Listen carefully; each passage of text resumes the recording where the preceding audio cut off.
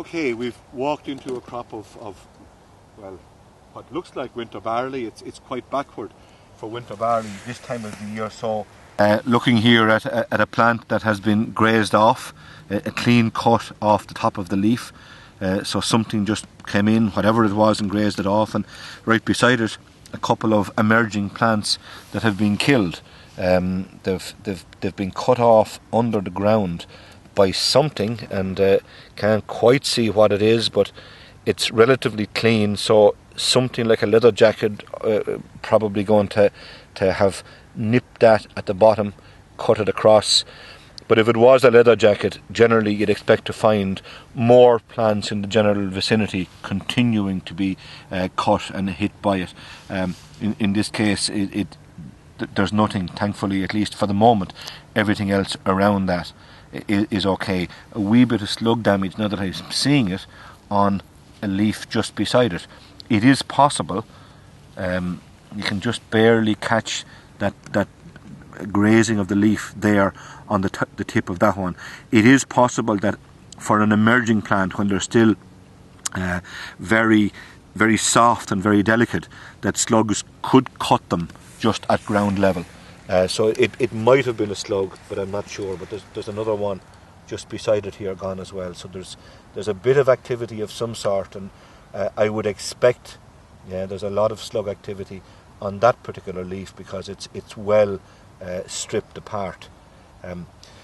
This year, quite a lot of the slug activity that is being reported is being done by juvenile slugs, little small fellas that people are not even seeing some of the time when they come in, and it's something that you have to be kind of watching for.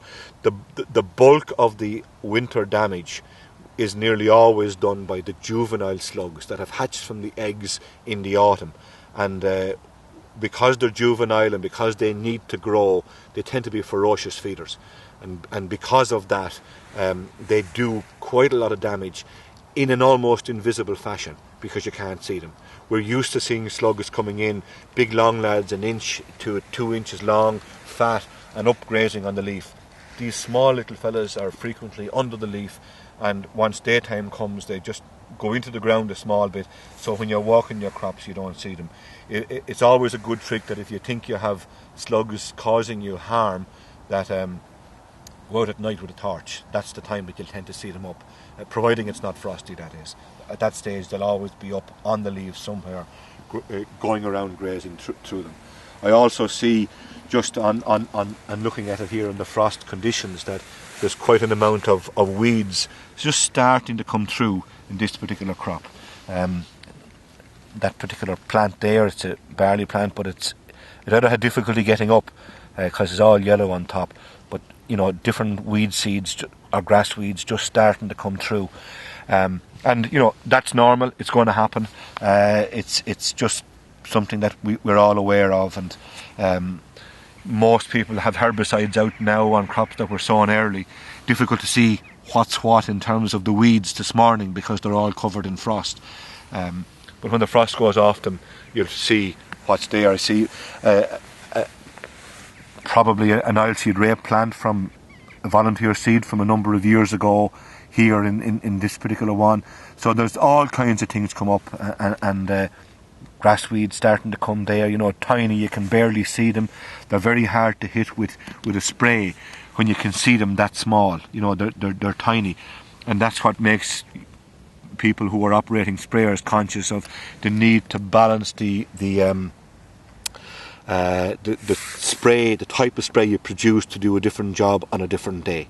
If you're targeting these very, very small emerging grass weeds, while you want to reduce or minimise or have no drift preferably, in reality you have to have a relatively fine, or at worst medium type spray to be able to leave the chemical on those plants to kill them and knock them back. I reckon chickweed and speedwell is probably going to be the majority of them, but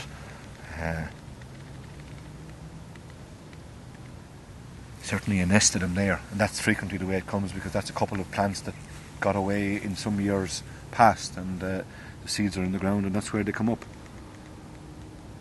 We've come into a crop of winter barley that's obviously much more forward, reflecting the good conditions that were there in the autumn, with so much of early planting going on. I'm going to guess this probably end of September somewhere planted. We can see on any of the plants it was difficult to pull them up in the frost, but there's plenty tillers on board, so it's obviously been grown away strong. Main stem, first primary tiller, second primary tiller, third primary tiller, and a secondary tiller, So there's 1, 2, 3, 4, 5, 6 potential ears on that plant at the moment. Just looking at the crop, I'd say the seeding rate's not that high, so I'd be tempted to say it could easily be a hybrid, a winter barley hybrid, because the seeding rates on the hybrids are lower, because the vigour is high and the drive toward tillering, etc. is high. So we sow them at lower rates because of that, to compensate. Also because the seed is expensive. Just looking at the crop coming up along, wondering if there's, and I probably can say, fair bit of mildew on it. Not something that worries me unduly, but the kind back end has a price to pay on lots of things. So I can see mildew on the leaves. Some of the older leaves here already visibly dying off and dead.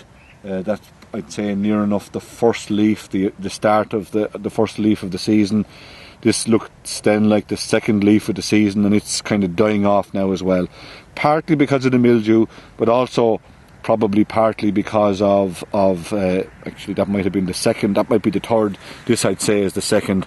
Also because older leaves generally are sacrificed by the plant itself to feed new growth, and with so much new growth going on in there, it's the natural order of things that would happen. So it's not something that would worry me, it's just making the point that it's there.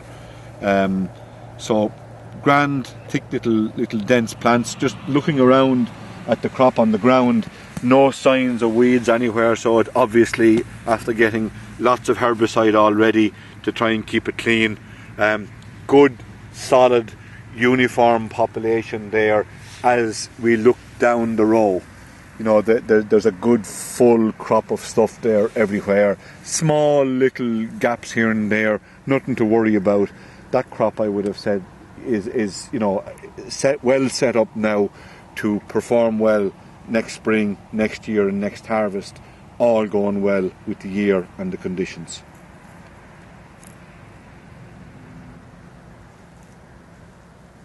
The fact that there's no signs of rhynchosporium yet on any of the leaves I'm looking at would also kind of make me tend to think that it probably is a hybrid variety, because they tend to have pretty good wrinkle resistance, and not so good sometimes to either mildew or brown rust, and certainly we can see the evidence of the mildew on this one.